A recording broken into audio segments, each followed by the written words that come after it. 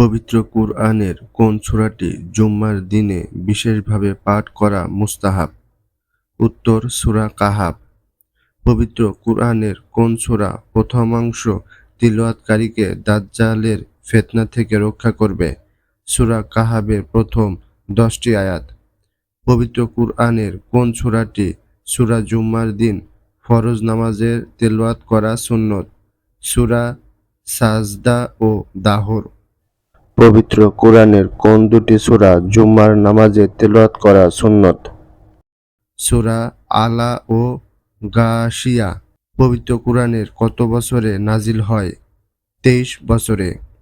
মুহাম্মদ সাল্লাল্লাহু আলাইহি ওয়াসাল্লাম নামটি পবিত্র কুরআনে কত স্থানে উল্লেখ করা হয়েছে?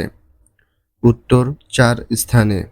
নাম্বার 1, সূরা আল ইমরান 114 নং আয়াত, সূরা আজহাব 40 নং আয়াত, সূরা মুহাম্মদ 2 নং আয়াত এবং সূরা ফাত্তাহ 29 নং আয়াত।